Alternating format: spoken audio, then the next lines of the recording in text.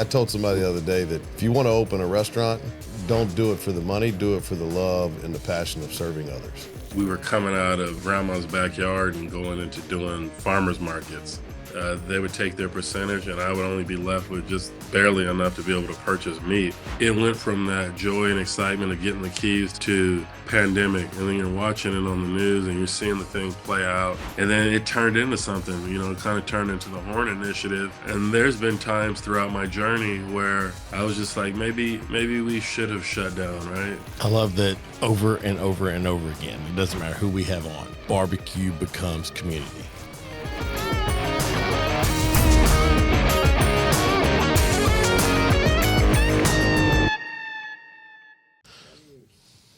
Welcome back to Single Tree Nation, guys. I'm your man, Charlie Eblin, and as always, we have our illustrious co-host, Mr. Derry Wells, with us today. What is up, everybody?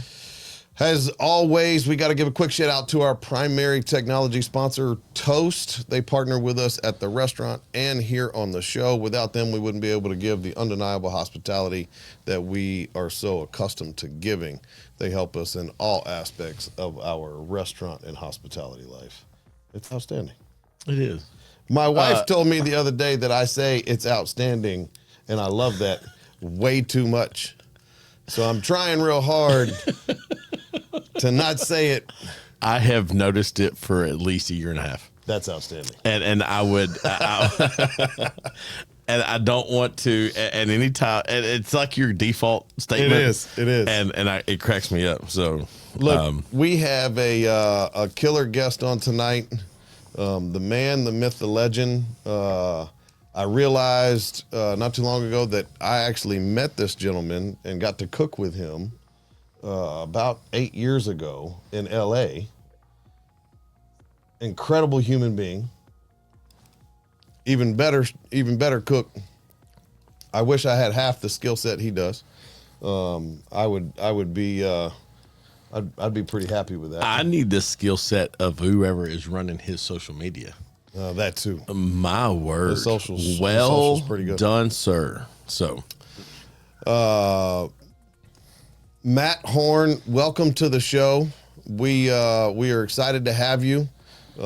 Take a second or two and tell everybody who you are and what you do, man. Man, first and foremost, it's an honor. Grateful to be on the show. I mean, it was years ago, man, that we saw each other out in LA. We had fun. We were all by the pits and everything. You guys had the hog going. Mm-hmm. And so it's always a great time. Shout out to Pat Martin, man. I love him dearly. My name is Matt Horn. I'm the chef and owner of Horn BBQ. We started as a humble pop-up and ended up going into the brick and mortar. But we're just servants of the fire. I absolutely love how you worded that. But there is so much more to that story than what you just came out and said. Great elevator pitch. Yeah, right. That's his elevator pitch. But man, I can tell you that I know for an unequivocal fact how much love and passion goes into the food that you cook. And our show, we like to look, you have won many awards. You've been in cook-offs. You've been in all kinds of different festivals. You've done all the pop-ups. You've done all of those things. You won a James Beard Award. It's just, you have all kinds of things. So, but to take it back to 2018-ish, because that was right before you got the restaurant up and running, correct? Correct, yeah. So the 2018, that was around the time that we were coming out of grandma's backyard and going into doing farmers markets. Right. So around that time we were doing farmers markets. So how did you, just to kind of give some context, you're doing pop-ups, doing farmers markets. How did you get the LA Food Bowl? Yes, sir. Some pretty big names there. No, it was. No, that was. I always look back on that event. I still have the poster with all the signatures and everything on there. Yeah. And everybody kind of signed it. And that was just a really great moment at that time, on my journey. starting to, teaching myself the art and craft of barbecue, burning up a bunch of barbecue in my grandmother's backyard. I felt that I was like studying like this path of like Bruce Lee and these other great people in history. And I took my notepad back there, and the fire is going, and I'm like one with the fire and the smoke and the elements and everything like that. And it was like the meat was burning, and I'm writing down these notes on like what I'm doing and what I'm doing wrong and that sort of thing. And from there, I felt that I had enough discipline to go out and find a farmer's market. And now, instead of giving it to family and serving the food to family who, when they're hungry, they're going to tell you that the food is great, right? So I'm just like, no, I Hmm. want real opinions. I want the people to tell me, and that's how we ended up doing the farmer's market. And we did it for a year, and I learned a lot of lessons doing the farmer's market because, me and my wife, she's coming from tech and she's coming from corporate. And here I am, the day before going, driving over to the next city to get a U-Haul so I could take my pit up the street. It wasn't like on a trailer. So this pit that I had was like a vertical, it was like this vertical box, Cabinet. and I think it had about 8 shelves in there. Yeah. And I had to push this thing up on the ramp of the U-Haul trailer just to drive it around the corner to where, the downtown area where the farmer's market was. But learned a lot about selling to customers and getting feedback, and people like your food and other people don't like it or they don't want it. There was a lot of times where I'm like, man, I've been up all night cooking all this food, and you're wanting people to line up and you want people to be there. And we would get we would get people walk by and they'd be like, yeah, I think I want a hot dog, honey, or I want something else. And I'm like, no, we want you to have barbecue, right? Yeah. So I learned a lot doing those farmers markets, and I didn't make any money doing it at all. They would take their percentage, and I would only be left with just barely enough to be able to purchase meat. And from that point forward, I told my wife, I said, hey, you know what? I want to look at different markets. I want to go to markets where you know a lot more food critics, bigger food scene. And that's what led me to go from doing the farmers market in Tracy to send an email blast out all over the Bay Area. And I just would go on Google, search for different breweries, search for different wineries, and I would reach out and, hey, my name is Matt Horn. I got a barbecue business called Horn Barbecue. Just want to know if I could set up on a Saturday or Friday, whatever will work best, and if there's a fee associated with it or that sort of thing. And most of them were like no's, which and I get it. You get a random email, somebody want to come set up food. You don't know what's gonna set up, right? But Right. I had a Right. brewery in Oakland. Yeah, a brewery in Oakland responded back, and they allowed us to set up, and then we did a bunch of stuff in SF as well.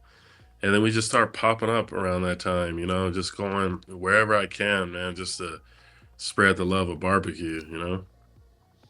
So did you get in? So how did you get the invitation to cook in the LA Food Bowl? I got so God, who reached out? I ended up getting contacted, and they were like, "Hey, we're doing this LA Food Bowl, and we're doing this, we're doing this kind of like barbecue brawl, and we have some pretty badass people. Excuse my language, sorry.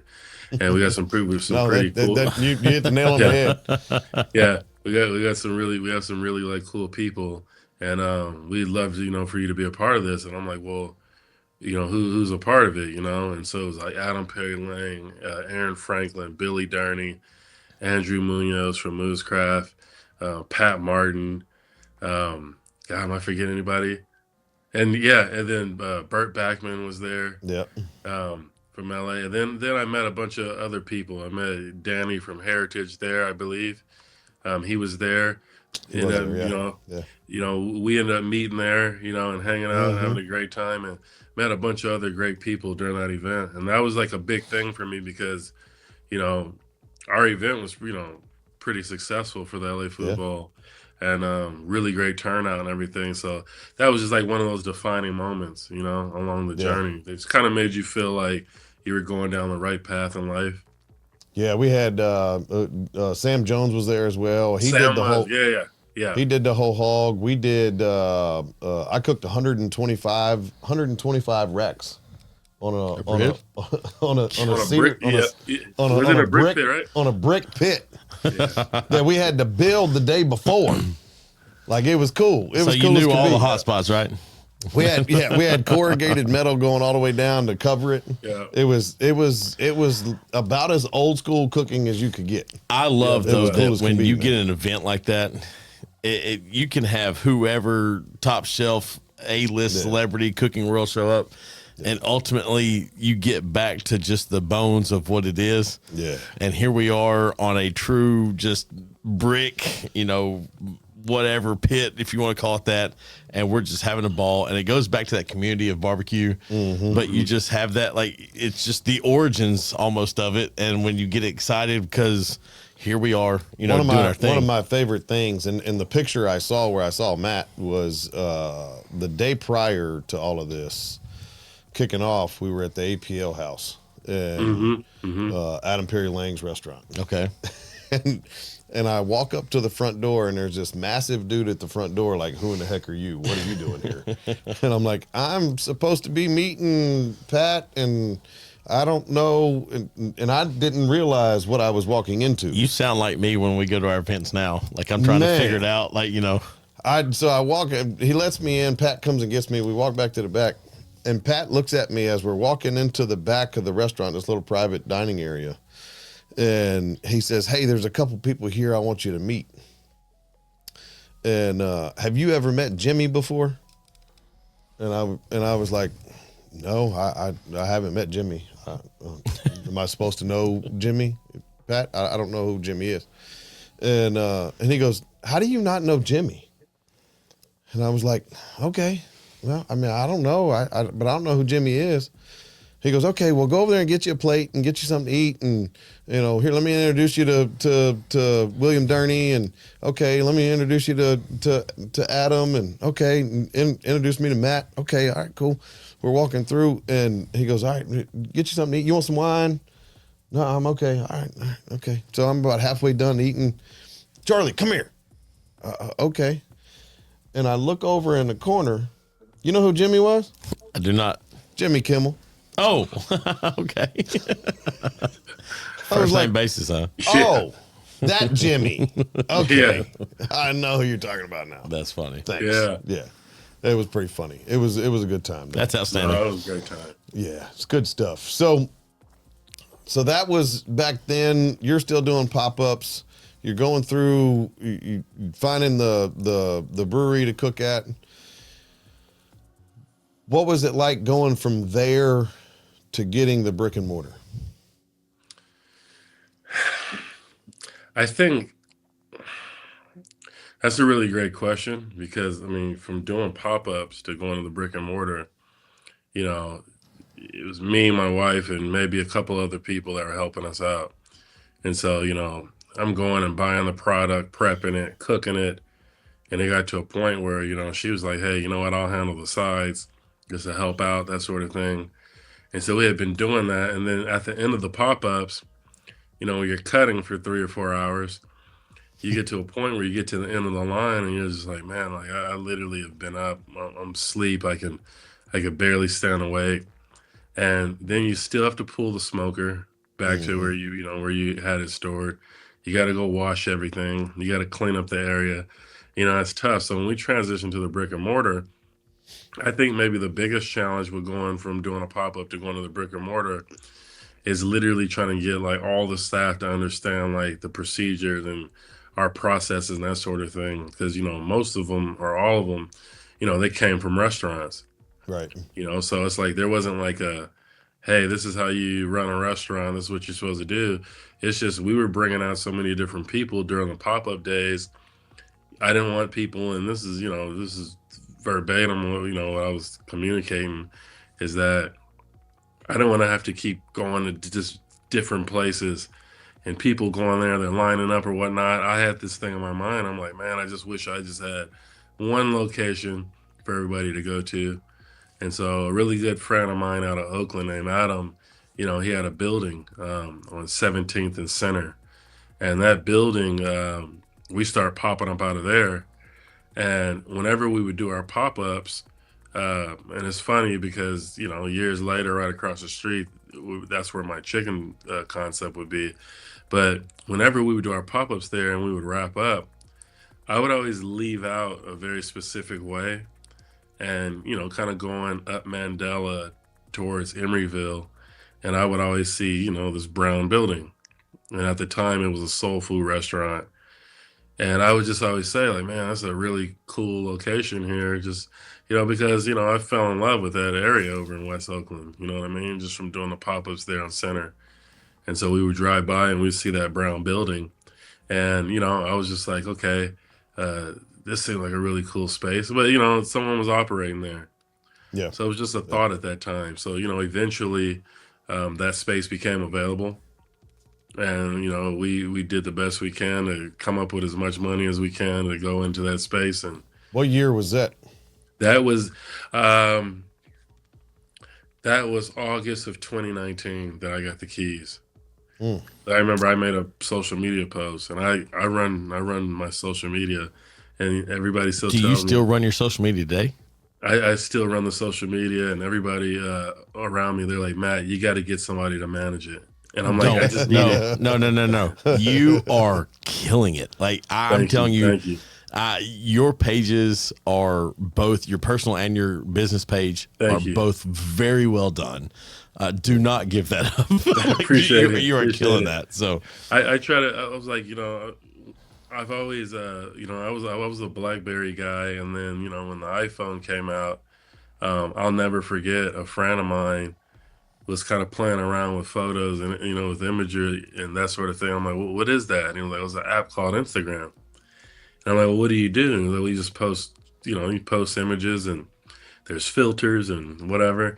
And I was like, okay. And at that time, I think I was using MySpace, and I would post really great images that I loved and Gonna make tried us to sound curate old. it.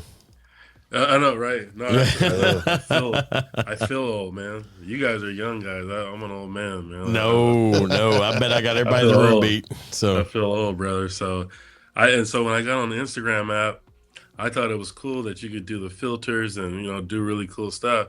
And so from that day forward, that's always been like a thing where it's like I wanna tell a story, and I want it to be curated. But then also, you never know who's looking at your page or whatnot. I've always wanted it to be inspiring, motivating, like uplifting. You know what I mean? Mm. It's a lot of stuff going on in the world, man. And, yeah. For sure. That's awesome. I love that. So 2019, August of 2019. Yes, sir. You get the keys to your very first restaurant. Fast forward to getting that open. Oh man. I remember posting on Instagram. I had the keys, and I was just like, okay, here we go. Here goes the next step and whatnot. And that so many people reached out and were congratulating and was happy. And in my mind, I'm like, okay, it's August. In the next maybe 2 or 3 months, we're gonna have this restaurant open, and we're gonna get it open. That did not go that way at all. It did not go that way. It was a challenge. Every day was a challenge, actually. I'm gonna be completely honest with you. It was a challenge every single day. And at the time, I wasn't living in Oakland. I was still living in Tracy. So get up early in the morning, drive to How far Tracy. away? How far is Tracy? Tracy from Oakland, I would say is, maybe hour and a half, maybe hour and a half.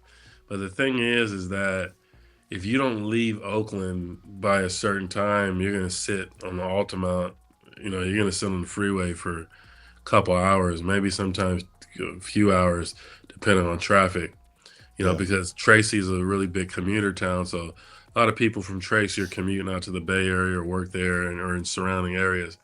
So every morning I did that for a year, and I would go and try to figure out how to get the restaurant open.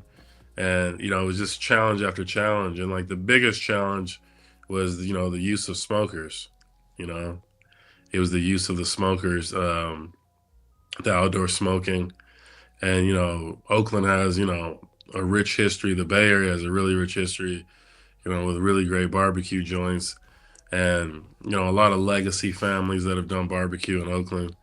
And so in my mind, I'm like, well, they've had these barbecue joints here. I'm not coming in and doing anything new. You know what I mean? I'm just trying to set my pits up, right? And Yeah. that Yeah. was a challenge, and we had to overcome that, and it took a lot of faith, man, because I got What to a is it point where with you guys? I know you, Charlie, and now that we're hearing Matt's story and stuff, this COVID or right at pre-COVID idea that I'm going to open a restaurant at one of the hardest times to have a restaurant, and not to pick on you, but you are in the California and you are in California, and it was obviously a lot more challenging out there than I think it was here for us in Tennessee. And so as you're moving into that, obviously you're not thinking about that when you're opening the restaurant in 2019, but as you move through those times, I don't want to hear about the challenge because we've all know what the challenge there was, but just from that moment of having to kind of endure and think about it in a different process, because at that point you're not just operating a restaurant, like you're trying to truly operate a livelihood at that point. Where are you thinking about as it goes into those early months? Because the first few months of opening a business, especially brick and mortar, can be just like demanding. And so, like your aspect on that, and I want the California view, because I know what it's like for us here. He jumped in right in the middle of all the thick of it. So, what was it like in a state where it was a little bit more different, a little bit more stringent, a little bit more focused on? You know what? That's a really great question, and for you to put it that way, um, it went from that joy and excitement of getting the keys to like, okay, let's get the restaurant open, to pandemic, and then you're watching it on the news and you're seeing the thing play out, and then I think there was a video where it was like, where a ship pulled into the Bay Area, and um, people were infected, and that sort of thing. And it was just like, man, this thing is here in the Bay Area now. Now it's like, here, this is for real. And you're seeing, businesses shut down. A lot of businesses shut down that didn't reopen, unfortunately. Yeah, exactly. And so, you know, call it crazy, man. I was just like, man, now this. And I'm like, Right. now this. And I'm like, okay, and I had to make a decision. I had to make a decision quick. Now, when I say I had to make a decision quick, with me, I'm like, okay, when I start something, I want to get it going, and I want to complete what I start, finish what I start. That's how I was raised, and that's how I was brought up. My parents and my family, my grandparents, they brought us up that way. You start something, you finish it, right? And so I'm like, okay, what are we going to do? Am I going to stop pursuing opening after traveling around the Bay Area and doing pop-ups, and in my mind, I'm just like, I want to impact and share, our craft with as many people as possible, our love for barbecue? Or do I stop, figure out, okay, what's the next move, shut down, wait for this pandemic thing to blow over? And I made the decision. I'm like, no, we're going to keep pushing forward. Good for Yeah, you. we're gonna keep pushing forward. I always say, if you want to take the island, you got to burn the boats, and I really do believe that. Where if you want to go all in, there has to be a measure of faith in what you're doing. So faith without works is dead, right? And so I was just Wow. like, you Yes, know sir. what, we're pushing forward. Um, and I told my wife and my team, I said, no matter how hard it is or how difficult it gets, we have to remember our purpose, our vision, and we have to do it. It got to a point. It's tough to exercise faith in a lot of different situations, and every day is a new measure of it. And I got to the point where I was like worn out. I was tired from the whole fight of trying to open the restaurant, Mm. and so I tried to find a way to kind of take my mind off of that. What can I do to take my mind off of that? And cooking is something that's always been therapeutic. It's always been something that gives you peace. And I was like, you know what? It's a lot of people hurting right now. It's a Yeah. lot of people that are stressed. It's a lot of people that are afraid, that are unsure of what's going to happen. Our whole reality, like seeing the world shut down like that, and and social distancing. And then you're seeing a lot of hostility in grocery stores, man. People arguing and fighting over milk, Over petty stuff, exactly. over milk and toilet paper, paper towels, man. And you're seeing all this stuff. And I was just like, you know what? We're gonna keep focusing on getting the restaurant open. We're gonna start in our own backyard, in our own community, and we're gonna start feeding our servicemen and women. And I was just like, we'll cover the cost with a little bit of money we had, but I knew that, pulled pork sandwiches and chicken, we could stretch that, you know what I mean? And we started handing out free meals and doing that for men and women, for the servicemen and women.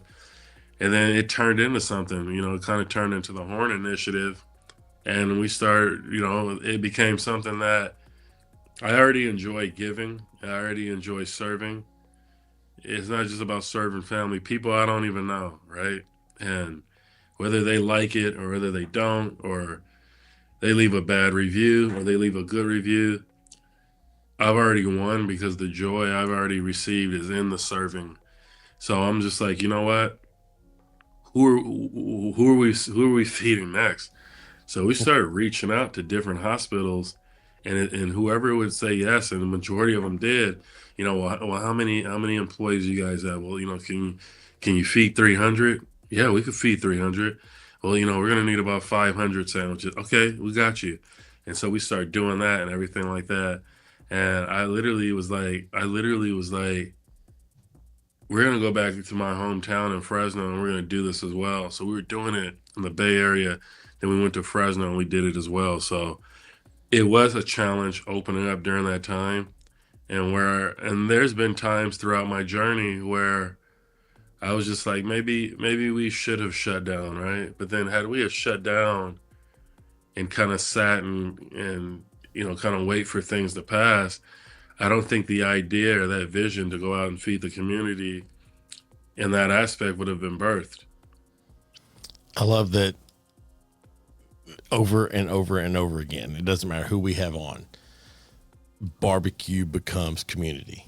Almost always it comes community. Yeah. Matt, we're going to take a quick break. We'll come right back. I'm going to switch gears. He doesn't know about it. Most brands want something clean, polished, quite frankly, forgettable. Dead Meat Society is for the ones that just don't quite fit the mold. For the late nights, that meaty perfection, the hunger inside. Join the society, stay soft. deadmeatsociety.com. Go check it out. Welcome back, guys. It is Single Tree Nation. I'm going to put us for a little bit of a spin here, Matt. You're a girl dad. Yes, sir. And I am girl dad times 3. When you are going through those aspects of maybe I should have shut down, but I'm going to serve anyway. Maybe I should have gone left, but we went right, whatever. At the end of the day, you talked about your wife and then your daughter. We always, I think as girl dads, not to exclude Charlie, he's only got boys, but as girl dads, I feel like we have a bigger target on our back sometimes. And I think sometimes we have that because we have a bigger viewing audience. Not to take away from our boys, because my oldest is my son.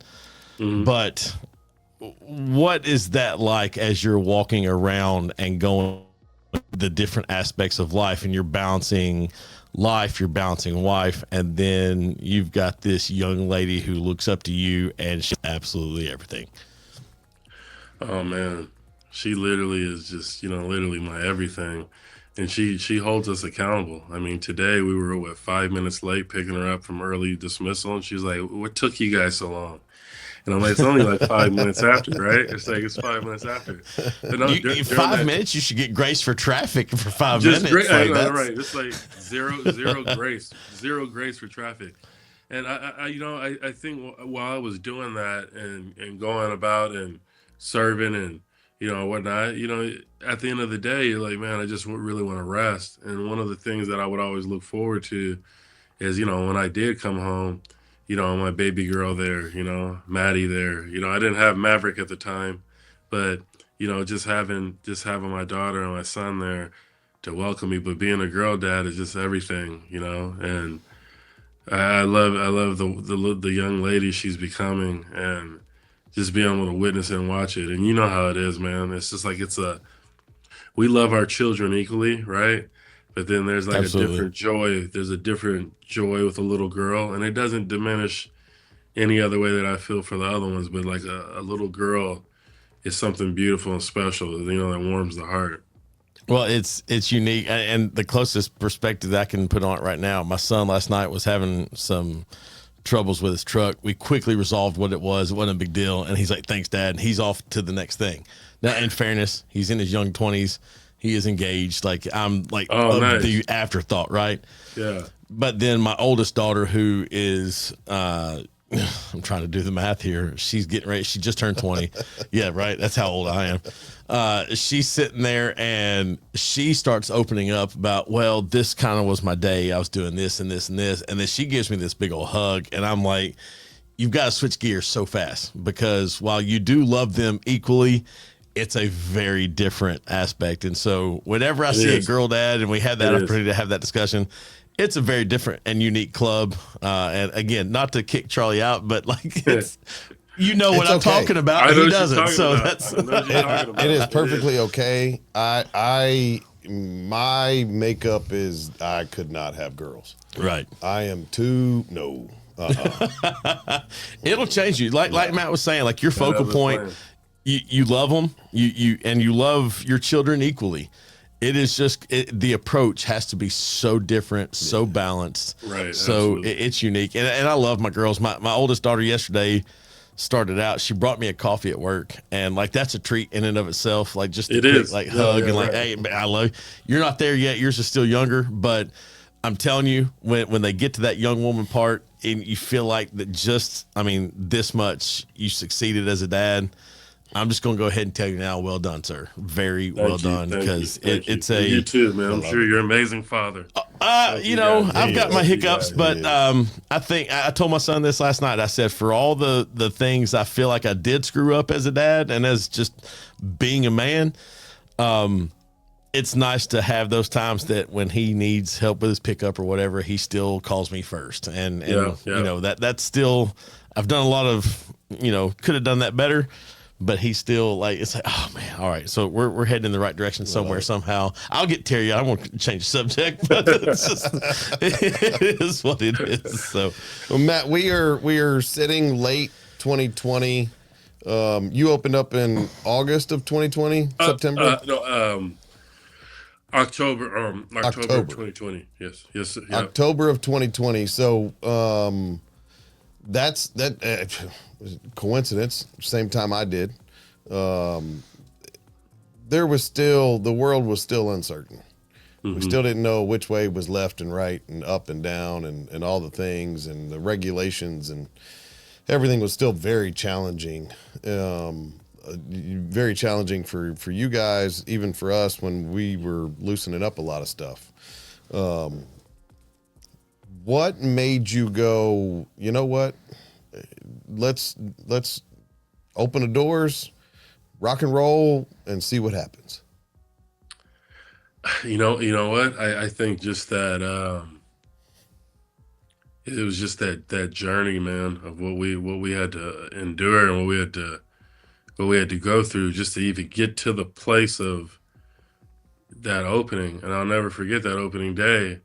Like I said, it was a fight to open, man. It wasn't as simple. A lot of time, even now, where I hear people, I want to open up a restaurant, and I just think in my mind, I'm like, man, God bless them, God bless them, because it's a lot, man. It's a lot that comes with it. And I told somebody the other day that if you want to open a restaurant, don't do it for the money, do it for the love and the passion of serving others.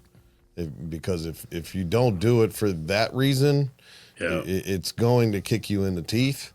And as we said pre-show before we got live, Mike Tyson's famous words of everybody's got a plan until they get hit in the mouth. Until they get hit in the mouth, yeah, right. and opening a restaurant will hit you in the mouth hard. Yeah, no, that's true, man. And we dealt with that, because it was like doing the pop-ups and stuff is great. And it wasn't just like we did the pop-ups and everything was well. I mean, people had feedback. There was people that didn't like the lines. A lot of people didn't like waiting. All kinds of different stuff. You know, you're not Texas barbecue. You're not this. You're not that. It's like a lot of opinions and stuff, and that's life, man. That's gonna happen. But Yep. you know, we opened up that day, and we had this long line, man, that was stretched all the way down, maybe 2 or 3 city blocks. And I just remember seeing that, and we played Etta James at last. You know, we had speakers outside, Mm. and so we had that song going. You know, that soulful feel. And I just remember holding the door open and waving my hand and welcoming everyone in. And I start cutting, and been cutting it. You know, been cutting and doing it ever since, man. But you know, it was tough. You know, that first year or so because we weren't able to. Our guests would come in, and you know they had to get their food to go. So it's like there was no indoor dining. You know what I mean? So Yeah. for a very long time, I never saw the place filled up on the inside. You know what I mean? And we have the outdoor seating, so guests would go and sit outside. We had this really cool bench area, but you know that was a challenge within itself. You know, and then once you overcome that, then you now have to go into operating a restaurant, learning how to operate it. I know this has been referenced in entrepreneurship in so many other different ways, but um, jumping off a cliff, building a plane on the way down.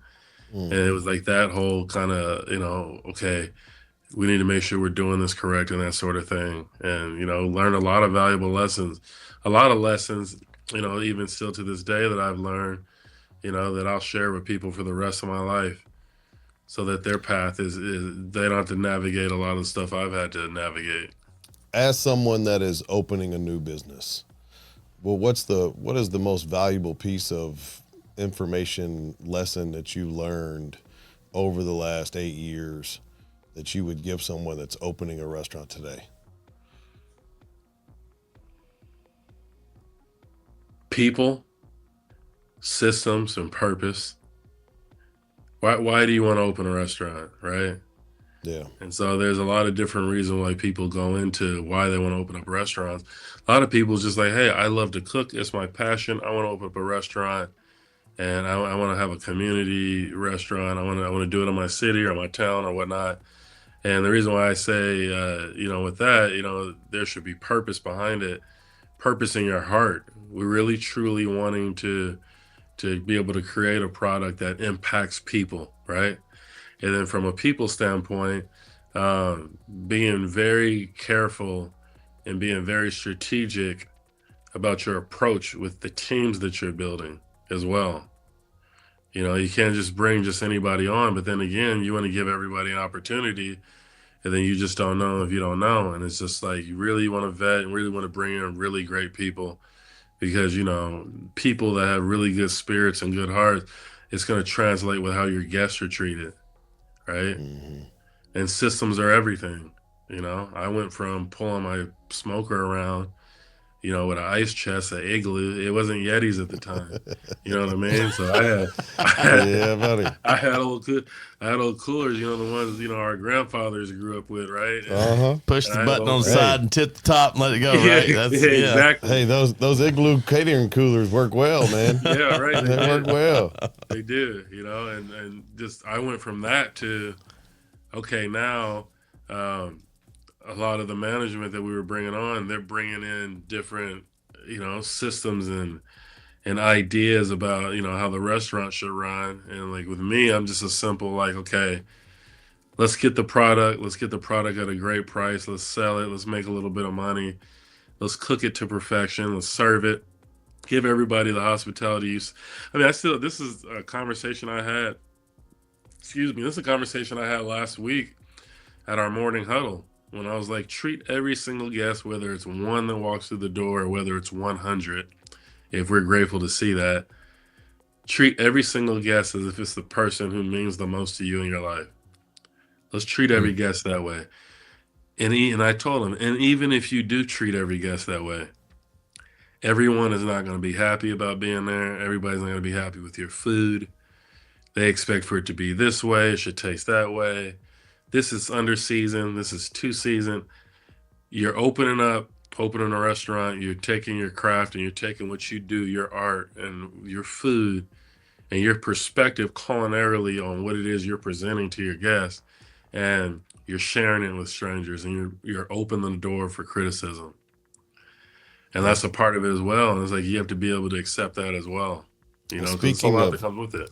Speaking of opening the doors up for criticism, as well as the criticism, there's also a lot of praise. That's powerful. What was it like in such a short amount of time, going from cooking in your grandma's backyard, doing the farmers markets, to now you're a James Beard Award-winning chef? So here's the thing. When we got the nomination for James Beard, I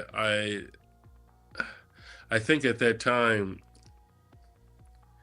I was taken back by that. And the reason I was taken back by it, because, doing the pop-ups for so many years, people ask you all the time, what would you like to accomplish? What would you like to achieve? And that sort of thing. And I'm like, I don't know. I just, I want to serve a bunch of people. I remember saying, I want to serve a bunch of people and create a really great brand and just do some really cool stuff. I said, but, I watched a documentary about a chef named Curtis Duffy out of Chicago, a really great chef. And I was watching this doc, and, this guy is a food and wine best new chef, and, Michelin, you got Michelin stars, and all James Beard. And I'm like, man, to accomplish any of that, wouldn't that be something, And sure enough, when that letter came through and says we were nominated, and like, okay, we're nominated, and then it says that did you have an idea that you were going to get nominated prior? No, sir. Nope, not at all. It came out of nowhere. I'm gonna tell you, it came out of nowhere, and then being there at the awards and going down the red carpet, and then seeing all these chefs you got to think about it. A majority of the chefs that were there that I've seen, some of which are friends now, I would be in the break room at Dick's Sporting Goods on lunch break, watching the little TV, and the cooking channel and Food Network would be on. And you see these different people. So to kind of fast forward to being there at the James Beard Award and seeing that and just going to experience that. But the other accolades, I didn't know about the Food and Wine Best in Chef, and I was really emotional about that. And then I thought that, and this is be completely honest with you, I thought that the Michelin was spam, because I got the messaging. And I thought it was like an I don't know. I thought it was an advertisement, and I had to go through and read it. And I was like, hey, read this. Our ops manager Ryan Chu, I told him to look at it, and then we're all kind of looking, and I was like, and I'm hugging everybody and telling everybody congrats, and like some of them were like kind of like, what's going on, chef, or whatever. And I'm like, no, look, hey, look. I mean, man, this is happening. So it's a beautiful thing, and I'm gonna say this, man, and I'm not trying to be negative or nothing like that. What I'm saying is, like, throughout my culinary career, I've always heard that man, this stuff happened for Matt Horn fast, and whatever the case may be. You can't go out and buy this stuff.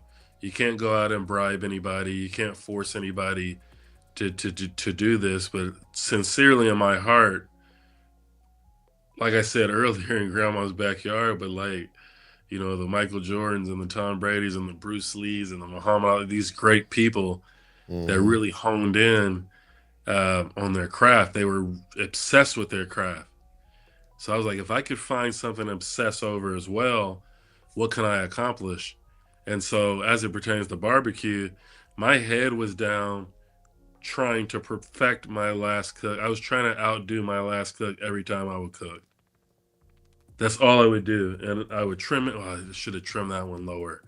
You know what? I didn't take enough fat off of here. You know what? The end of that burned up right there. You know what? I got to rotate that. Maybe if I flip it. You know what? Yeah. This link isn't as long as this one. You know, come on, Matt. Like, don't get sloppy now.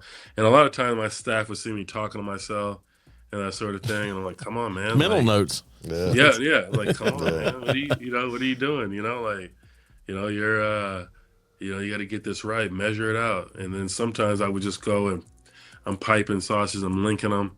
And then I'd have this whole wheel of them. And then I would go and I'd measure it to see where I was at. And I'm like, oh, slightly off.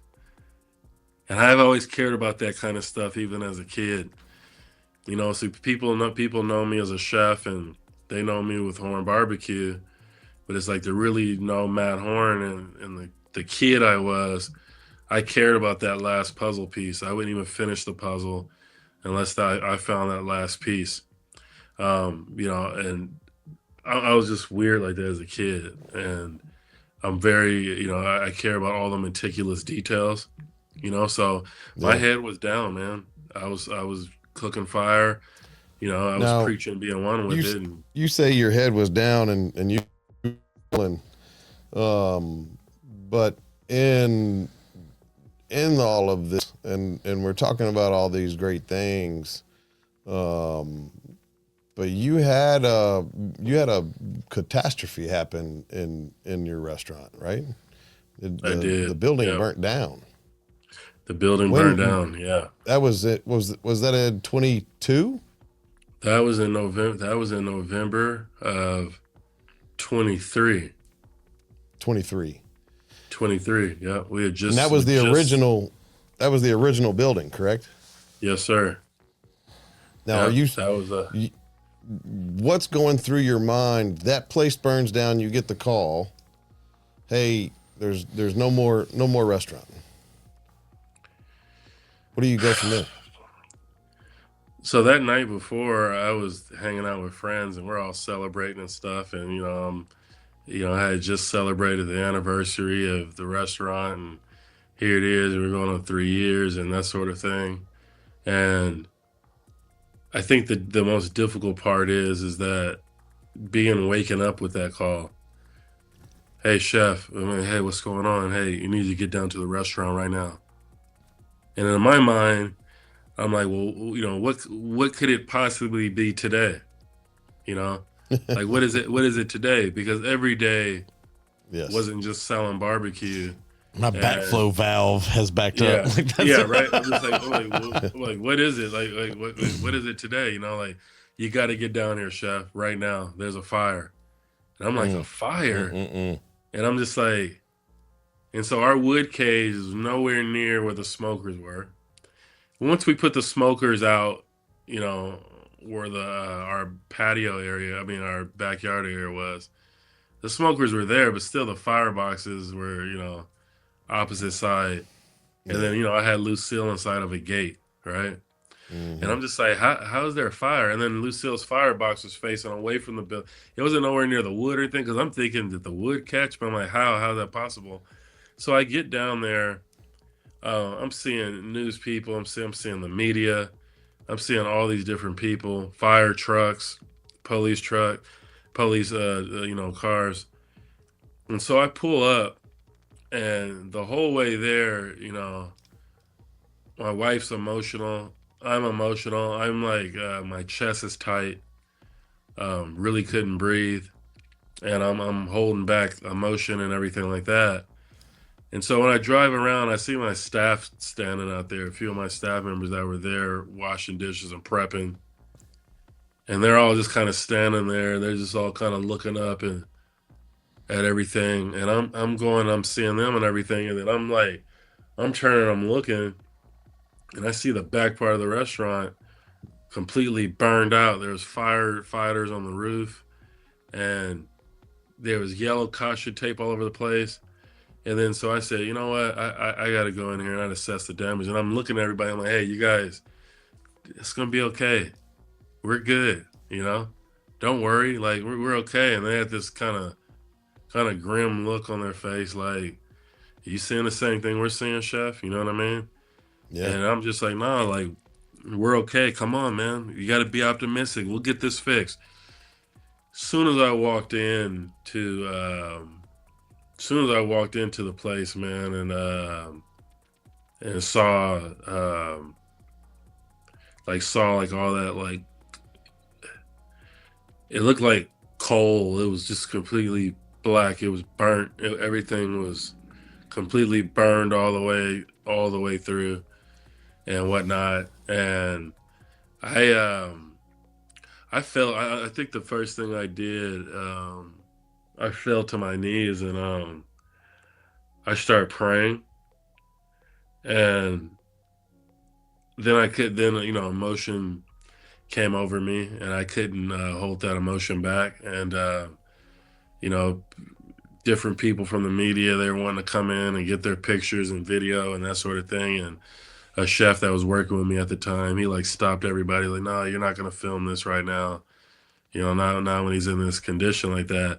And the thing that came over me, the very first thought after me falling to my knees and praying, the very next thought was literally I was transported back to the stress and pain of the journey leading to the doors opening, of what I had to go through, and then trying to find something like there's no, who can I talk to about this? I can't. I don't talk to a therapist or not. Nothing wrong. I mean, I was raised where you go through trials and you go through tribulations, you figure it out.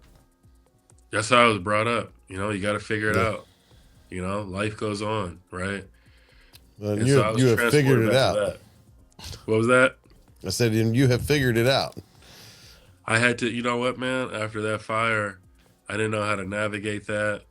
Um, then you get like a lot of conversation online and all kinds of different stuff, and people laughing about it, people sad, people supportive. You know how the world is, man. Yeah. And for A sure. mess. the world is the world, right? And so The world is the world.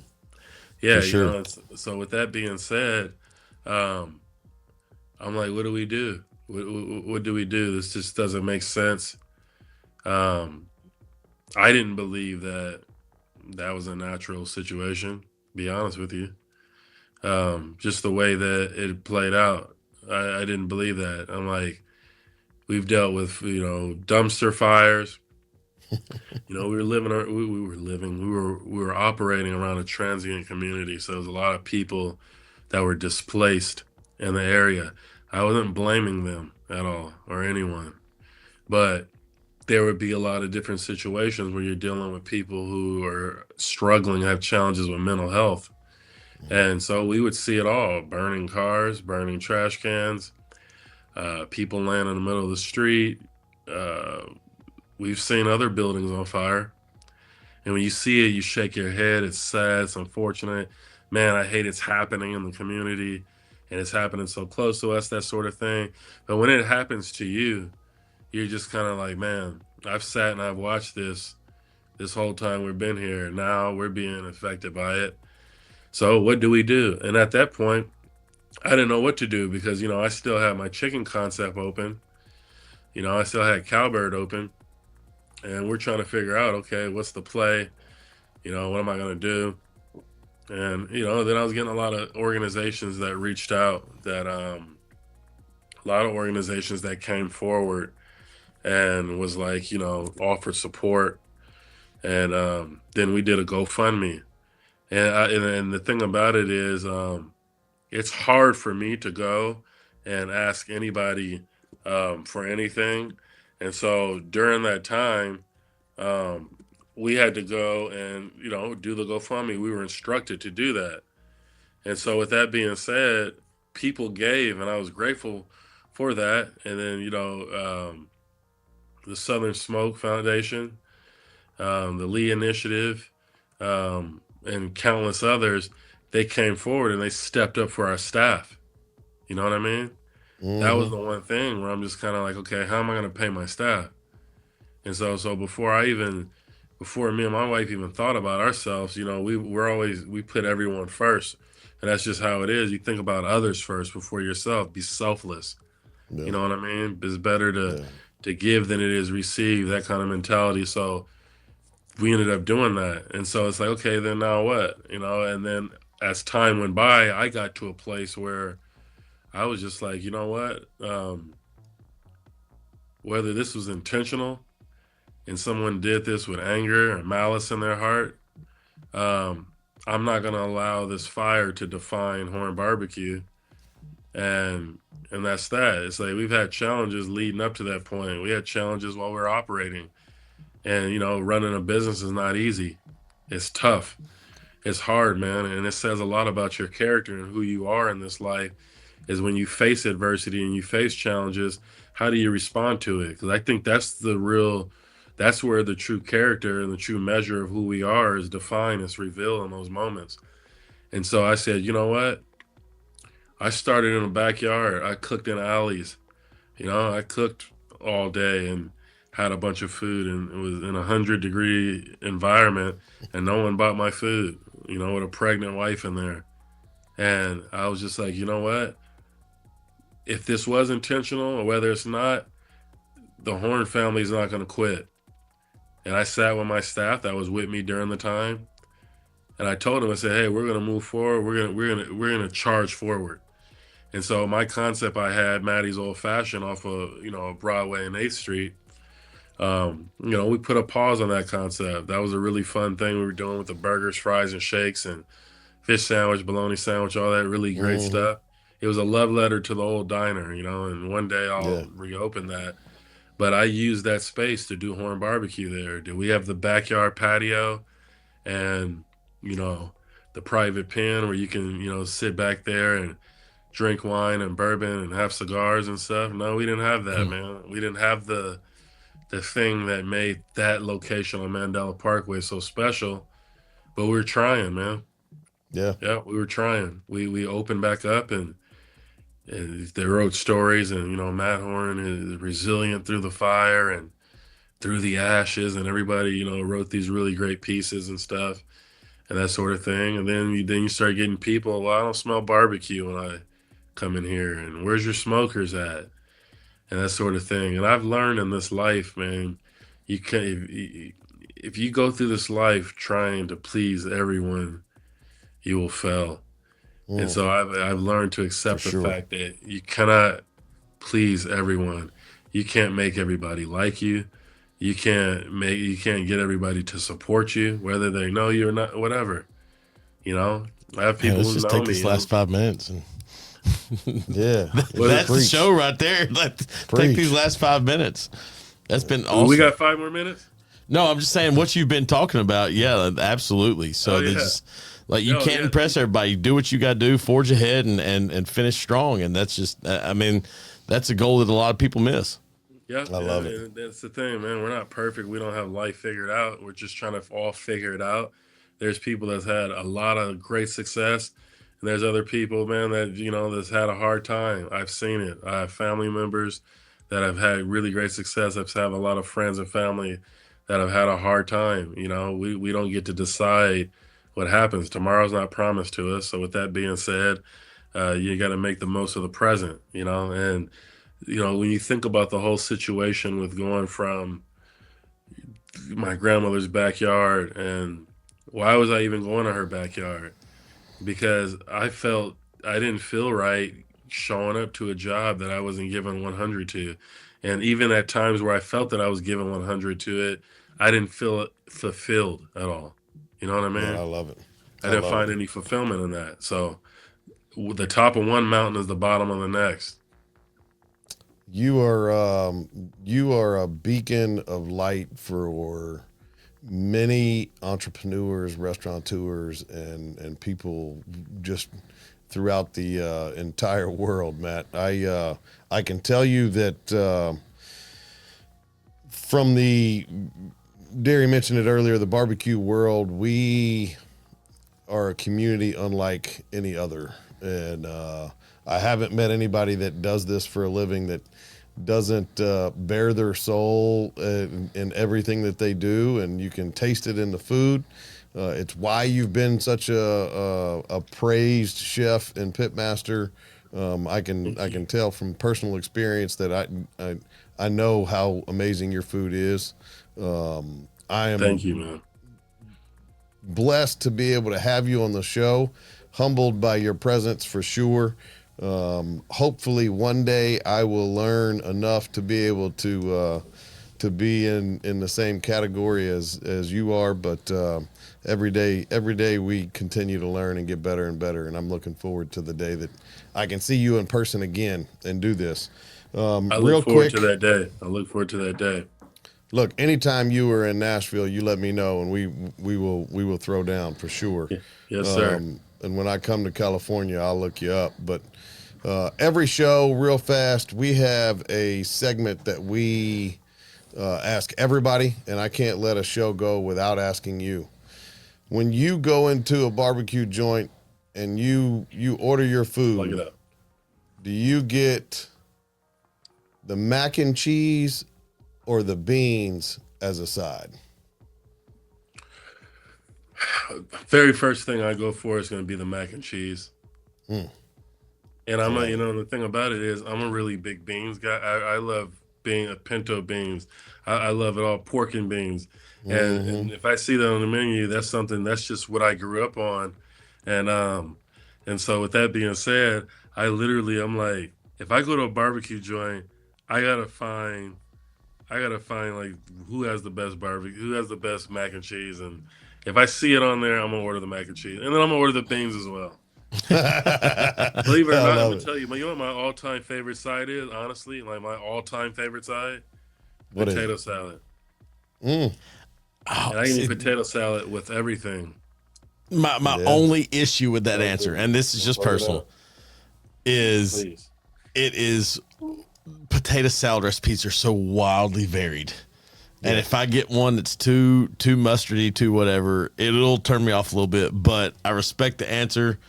The closer it is to grandma's or mom's, I'm 100% in. But like some of everybody makes it different. Yeah, they right. do. They get wild sometimes. No, So like, yeah. So And I've had a that. bunch of different potato salads, and I'm just like, let's just keep it simple with a light dressing. You know, That's you don't it. want. That's and I like it. texture on the potatoes, so it's like I've had it where it was hard potatoes, very hard potatoes, and I've been there where I've had it where you want to have a little bit of texture. Sorry, I'm trying to plug up my. There we go. I was freaking out. They say hi. Come over here, say hi. Here's my guy. Guest appearance here. Yeah. Come over here, Come say on hi. in here. Come here, say hi. Didn't know. There we go. Hey, there Little she is. She's Hey, going Leilani. she's going to track practice right now. Oh, I love it. I love Have a it. good Have evening. fun at practice. Good evening. Okay. You do the same. So I was my phone, my laptop. Okay, thank God. Cool. I'm good, bro. I'm good. I was freaking out. I know you saw me like making You're good. faces and stuff. I was trying to plug in my my laptop. I was about to die. No, You're good. I like it where it's like you still have that potato texture, and it's just done right. As a kid, I don't know. It started when I was a kid. I always asked my mother if she would make potato salad with everything. She's making pork steaks, or she's doing pork chops, or fried chicken, or spaghetti, or fish, or whatever. I mean, if she was making hot dogs, you think you could make a side of potato salad? And so I've always been like that. That's great, man. I love it. Derry, you got a Friday feel good for us? I do. Listen, I had a wonderful conversation with some young students in the world today. And ultimately, I'm reminded of this. No matter what is going on in the world around us, we still have the opportunity to see the good in someone. You can choose to see that. You can choose to let that be what you go towards. Let that be your goal, and let that be the success that you have for the day, to keep community real and let the noise of the world go on by. Y'all know what to do. Find somebody you know. Tell them you love them. I love it. Matt, we awesome. appreciate you coming to hang out with us for a little while today and giving some color to the story of Horn Barbecue. And I can't wait to be able to get together again and do some cooking. Anytime you're in Nashville, you are always welcome in my spot. Look forward to having you. You keep telling him to come to Nashville. We could go to California. Yeah. Well, I've never been on the West Coast. I'm just saying, like that's. Yeah. Hey, I have an extra bedroom. You guys, if you guys ever want to come up this way, come up to California, come to the Bay Area, or we can go back home to my hometown up in Fresno. We just opened our new location there. Wherever you guys want to go, you guys are family, and I appreciate you guys are a blessing, what you do, and I'm grateful. I'm grateful for the conversation more than you know, and I'll say this, man, and I'll keep it short. And and I'm not trying to take any more of you guys' time. There's a lot of I've been seeing a lot of restaurants shut down. All right, and I recently closed a couple locations. 2025 was a challenging year, right? And when you think about that, the whole important part of a race is not the destination, but who you become on that journey. Who do you become in that race? Who do you become on the journey, right? It's easy to get to that destination and just be like, hey, you know what? That's it. I've arrived.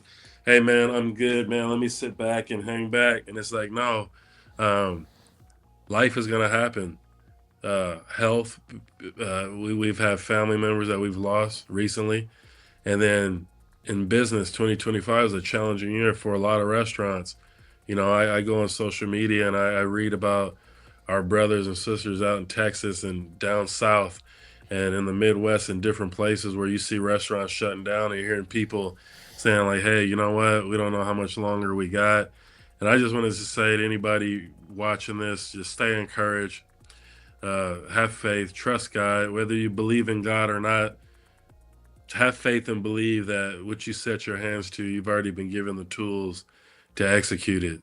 And so I had to deal with that. I went through a tough time where I was unsure, and it's funny. I'm sulking and I'm feeling down about a situation as it pertains to my business.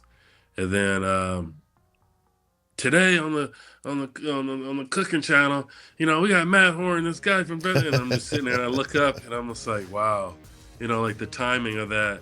And it was just kind of this reminder, I think, in that it's not to brag for anybody that may or may not be on TV. What I'm saying is that in that moment where I felt, where I was feeling down, I was feeling discouraged, I was feeling defeated, I was reminded in that moment the why and what I do. That's why I said earlier, if you're going to go into this restaurant business, be prepared for the love and be prepared for everything that comes with it. And so I thank you guys sincerely, and I pray that you guys, your platform continues to touch the world, because you guys touched me today, and I'm grateful for the conversation. Matt, we appreciate it, man. Thank you so much. We appreciate you guys. Yes, sir. Yes, sir. Look, y'all know what to do. Make sure that you like, share, and subscribe to the channel. You can follow us on all the social platforms. If you want to get involved, reach out to me directly at charlie@singletreebbq.com. You can call me at 615-307-0120. You can listen to the show every Saturday and Sunday on 94.9 ESPN The Fan from 8 until 9 a.m. every week. And until next time, guys, we'll see you then. Y'all be good.